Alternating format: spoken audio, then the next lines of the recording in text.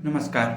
जैसा कि आप सभी जानते हैं, एमपी टेट वर्ग 3 का नोटिफिकेशन आ चुका है। 1 अक्टूबर से फॉर्म भरना चालू हो गए हैं और 15 अक्टूबर लास्ट डेट है और 10 नवंबर को इसका पेपर होने वाला है।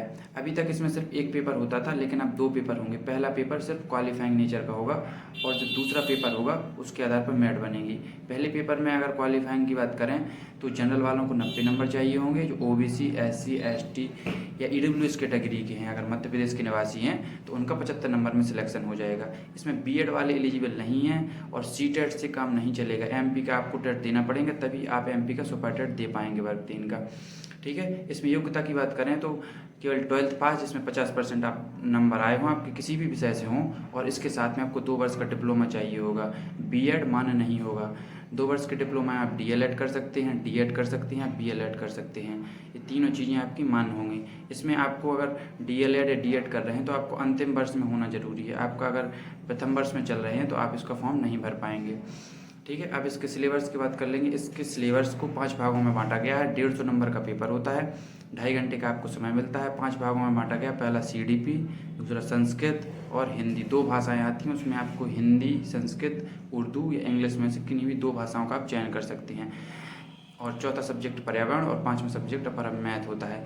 30 नंबर का प्रत्येक का सब्जेक्ट होता है, जिसमें प्रत्येक सब्जेक्ट में 15 नंबर का हमारा सब्जेक्ट आता है और 15 नंबर की पेडागोजी आती है। की बात करें तो अगर जब मेन पेपर होता है तो उसमें महिलाओं को 50% वेटेज दिया जाता है। 50% रिजर्व सीटें होती हैं महिलाओं के लिए, और अतिथि शिक्षक जो एमपी के निवासी हैं उनको भी 25% सीटें रिजर्व रहती हैं। जो मेन पेपर होता है इसमें कोई रिजर्वेशन महिलाओं के लिए नहीं है। वही ओबीसी, एससी, एसटी के आधार पर जो रिजर्वेशन दिया जाता है वही रिजर्वेशन मिलेगा। अगर फीस की बात करें तो फॉर्म फीस जनरल वालों के लिए 500 रुपये और अदर कैटेगरी के लिए 250 रुपये की फ़ीस पेमेंट लगेगी।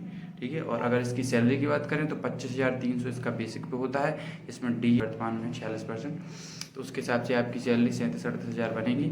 लेकिन इसमें सैलरी पूरी नहीं मिलती है। प्रथम वर्ष आपको 70% दी जाएगी, अगले वर्ष आपको 80% और उसके अगले साल आपको 90%, फिर चौथी साल में आपको पूरी सैलरी मिलेगी।